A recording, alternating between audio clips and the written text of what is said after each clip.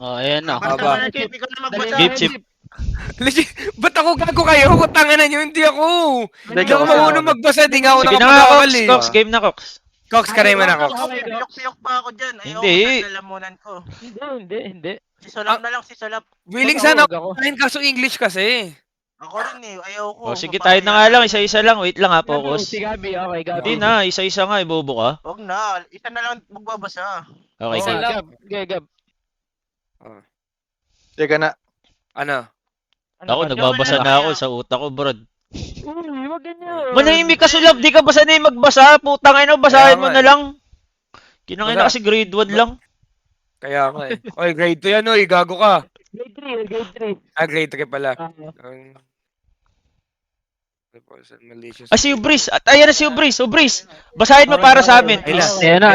Please. Please. Please, ikaw na lang mag-live, Hello? Chris. Basahin mo. Chris, Hello? ikaw mag-live, Chris. Okay. Live mo. Basahin mo. Live mo. Okay. Ang haba. Yowe.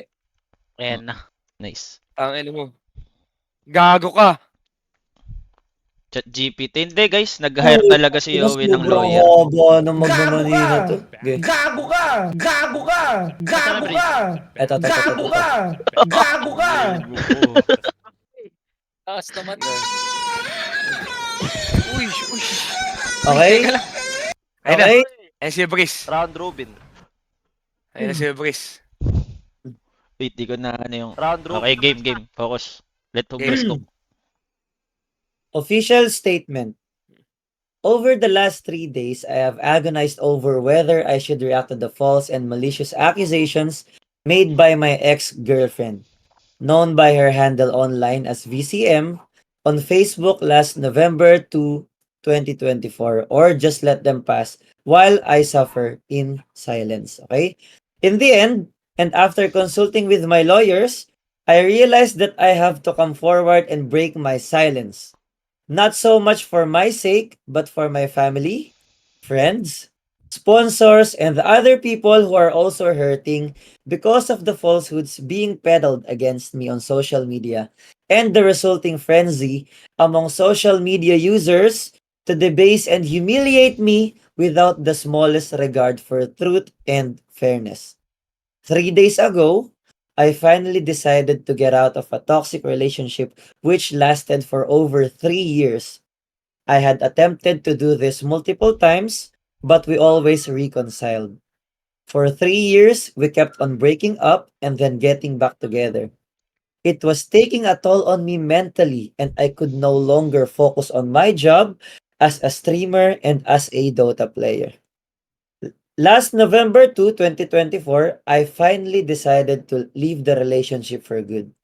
Around that time, our relationship had hit rock bottom and we had recently gotten into a big fight. I confessed to her that I was leaving her for good and that I was going home to Cebu Nalulungkot to ako, focus legit. on my work as a streamer and try to rebuild my Dota career. I apologized to her for whatever shortcomings I had as her boyfriend and for failing to make our relationship work. She said she understood and we hugged and cried. Oh, right. I booked a car to take me to the airport, and as I was about to leave, she asked me how I would explain to the public why we broke up. I told her that if anyone asked, I would tell them the truth, that I decided to leave since I could not give her the time and attention that she wanted, and that our relationship didn't work. For some reason, this enraged her. She demanded that I tell everyone that she had broken up with me and that the reason was because I was physically abusive, and then I refused, of course, since this was not true. She threatened to post evidence on Facebook. I replied that she could post whatever she wanted. My car arrived and I left. But even before the car even crossed the subdivision gate, I started receiving messages from my friends telling me that Vanessa had posted allegations against me involving physical abuse, gambling addiction, and other things on her Facebook page. Teka lang, ano pala to? She later on removed her post or made them private, but the damage had been done. Okay? The false accusations spread on social media, and I received so much hate and ridicule because of what she posted. The accusations even spread to international online forums. I have not been able to sleep and I have not had a proper meal for the past 3 days. I have been worrying nonstop about how my life and my livelihood could be ruined by these accusations. To give you a background, Vanessa, or VCM as many of you know her, and I met online during the COVID lockdown. Oy, gago. Uy, uy, uy, We, Tol, ano yan, okay. tol? uy. We hit it off, and when I moved to Manila in 2022, we finally met in person and eventually became a couple. Me at 20 years old and her at 27. I moved in with her almost immediately thereafter. Our relationship started well, but it did not take long before it started going downhill. She was extremely jealous and controlling and would start fights out of the littlest of things. She would start fights if girls would chat on my channel or if a girl talked to me on chat and I did not respond right away that I had a girlfriend. She became jealous if I looked like I was having too much fun engaging with my viewers. Recently, she tried to forbid me from playing the game GTA since she claimed that the game had too many female players. I continued streaming GTA since it was a popular game that my viewers wanted to watch on my stream. Streaming is my main source of income, by the way. This caused a big fight last week and actually triggered our last and final breakup. I know that I should not have stayed 3 years in this type of relationship. Perhaps I was naive, or maybe I really believed we were in love. And maybe I really cared about her and was worried about what she would do to herself if I left. Oh, since tumatawa ka, Joel, baka gusto mo nang ituloy. Tuloy lang, pre. Tumatawa ka ba, Tuloy lang, Well? pre. Gago ka. Kaya, Tuloy mo lang, tol. Okay, game. Regarding the specific incidents that she posted, let me address them one by one. On her picture on a stretcher, this picture was taken on or around December 29, 2023. I was live streaming at 4 a.m., which made her angry. She does not want me streaming when she is asleep. She wants the two of us to go to bed together and to get out of bed together. That night, I did not follow this rule since I didn't want to end the stream when I had many viewers. Ano yun? Saan na siya? Ayan. Again, Streaming. streaming is my main source of income. She woke up really upset and became hysterical. She started throwing and breaking plates and eventually smashed the keyboard that she had gifted me. She got a shard from the broken keyboard armrest and pointed it to her throat, threatening to harm herself because of what I did. I was terrified, but I eventually convinced her to drop it. She continued screaming and shouting while we went up to the bedroom.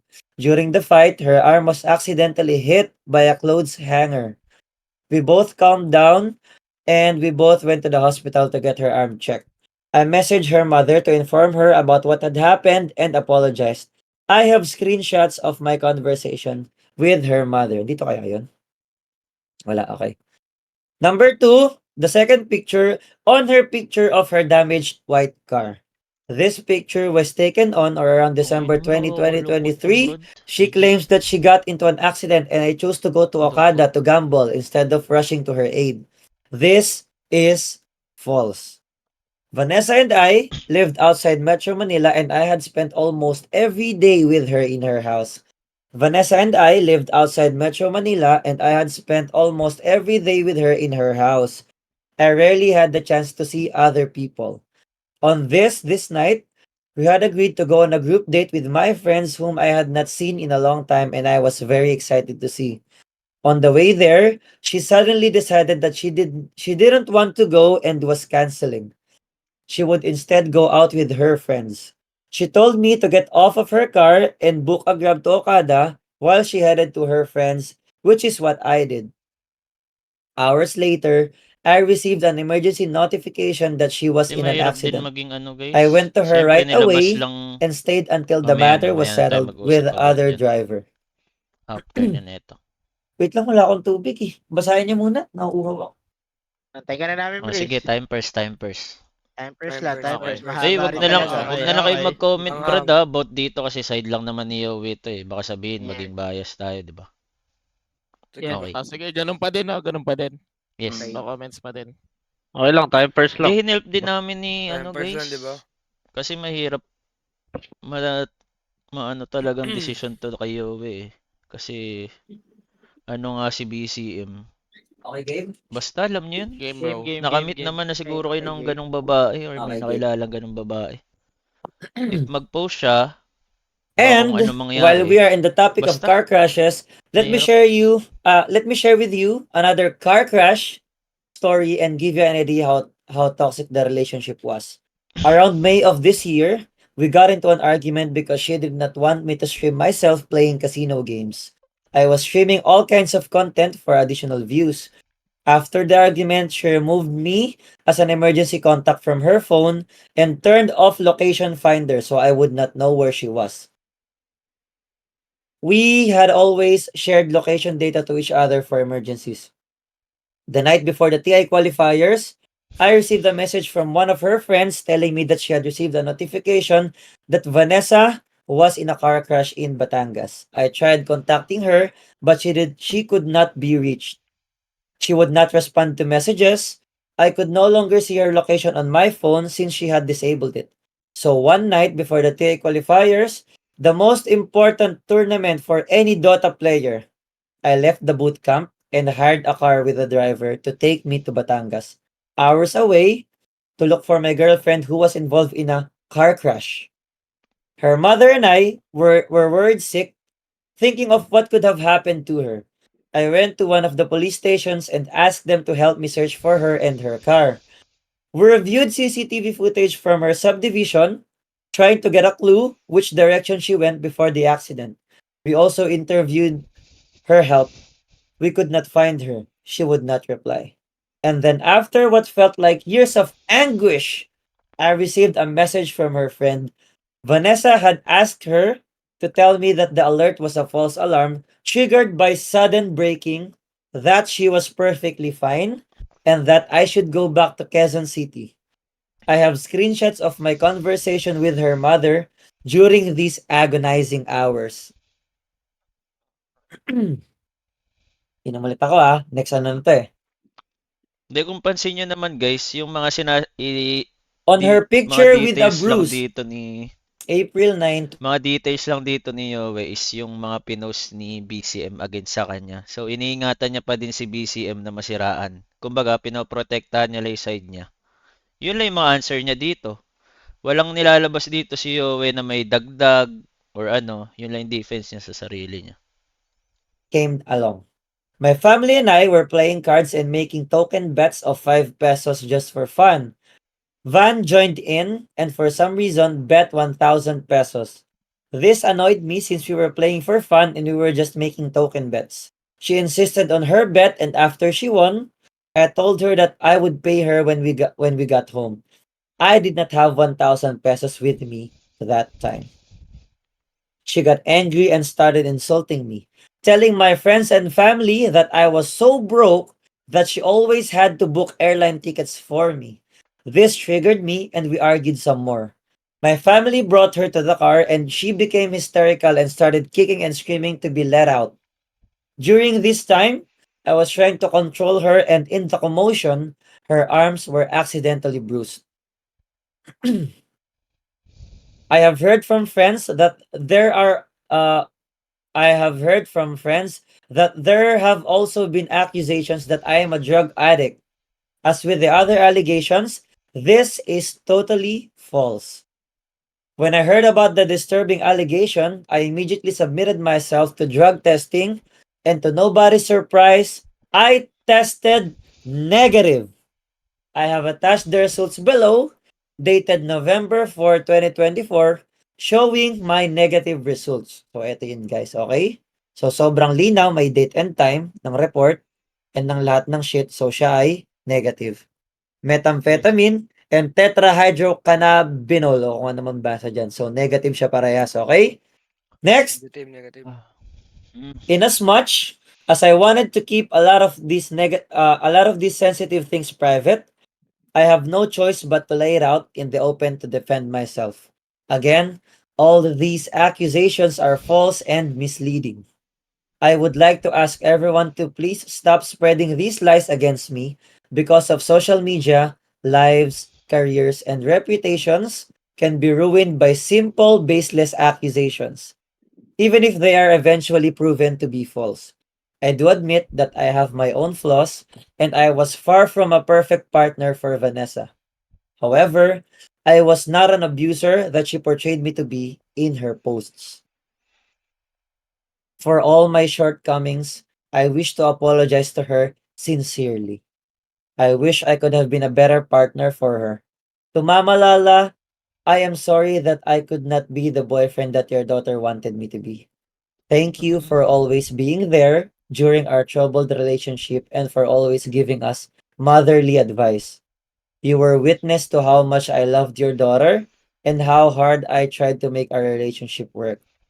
To Vanessa's close friends, thank you for being there for us. You saw we tried to make it work as a couple and you know that I never did any of these things I am being accused of now. To my former teammates, I am sorry that I could not give my 100% focus to the team. To my close friends, especially to those from the Dota community, thank you for always being there for me during the hardest times. I would have preferred that these personal issues were resolved privately, but I'm also willing to face these allegations against me in the proper venue if I have to.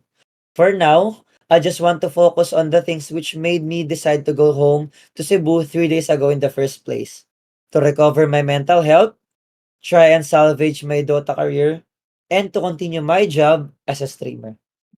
To prevent further speculations and to protect whatever privacy that the parties have left, this will be the last time I will talk about this matter publicly.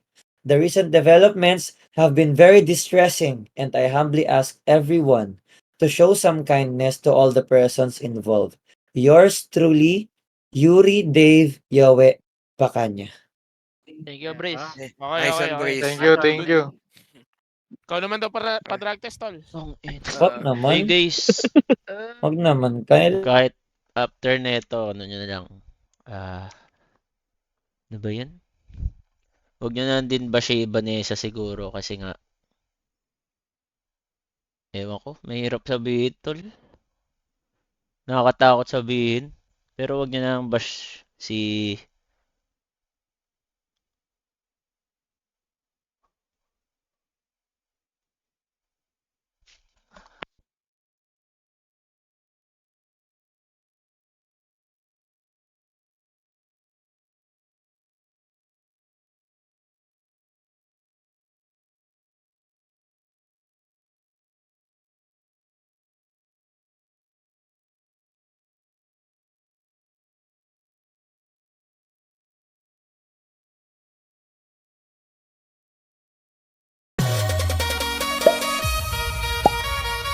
Subscribe